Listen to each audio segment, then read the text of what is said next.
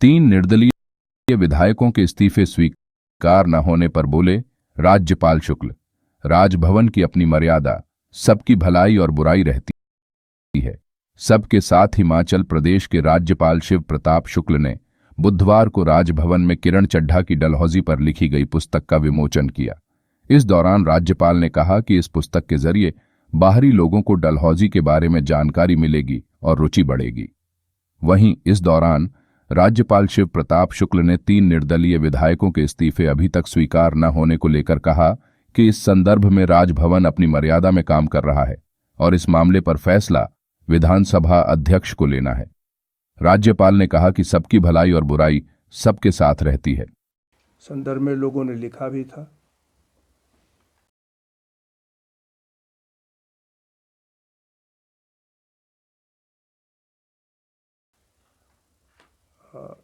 डलहौजी का एक अपना अलग स्थान है, स्वास्थ्य की दृष्टि से भी, टूरिज्म के भी दृष्टि से। तो आज अगर एक बुक ये आई है तो मुझे लगता है कि निश्चित रूप से यह विशेष करके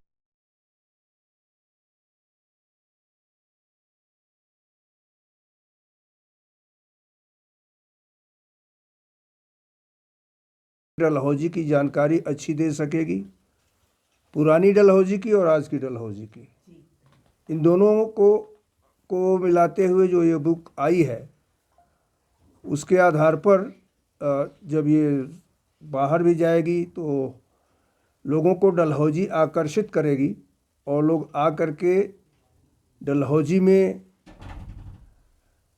रहेंगे। और मुझे लगता है कि डलहौजी हिमाचल प्रदेश के लिए एक अलग जीडीपी बनाने का काम करेगी। तो मुझे प्रसन्नता है कि इस पुस्तक को लिखा गया है। इसके पहले मैनेजमेंट की एक और पुस्तक थी जिसको हम लोगों ने G20 पर थी और G20 के पूरे कार्यक्रम उसमें थे। तो मैं समझता हूँ कि पुस्तक अपने आप में समाज का एक दर्पण है। पुस्तकों के द्वारा समाज को जाना जा सकता है, भौगोलिक स्थिति जानी जा सकती है, इतिहास जाना जा सकता है और जितने भी आविष्कार हो रहे हैं उसको भी जाना जा सकता है। तो सारा का सारा ज्ञान, उसका भंडार ये पुस्तकों में है। मुझे प्रसन्नता है कि जो यहाँ मुझे अवसर मिल जाता है कि लोगों की पुस्तकों को रिलीज़ करने का, वह मैं अपने को मैं सौभाग्यशाली मानता हूँ।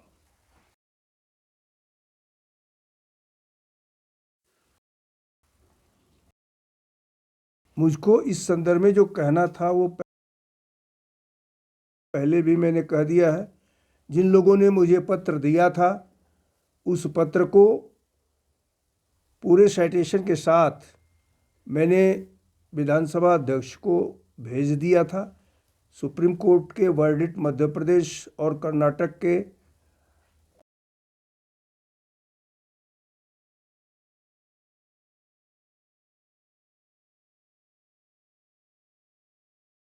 उसमें कोट करते हुए भेज दिया था।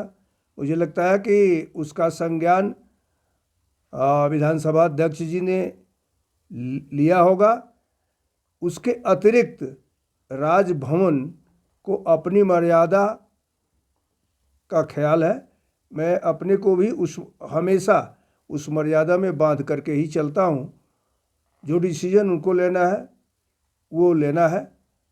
भलाई और बुराई सबकी सबके साथ रहती है।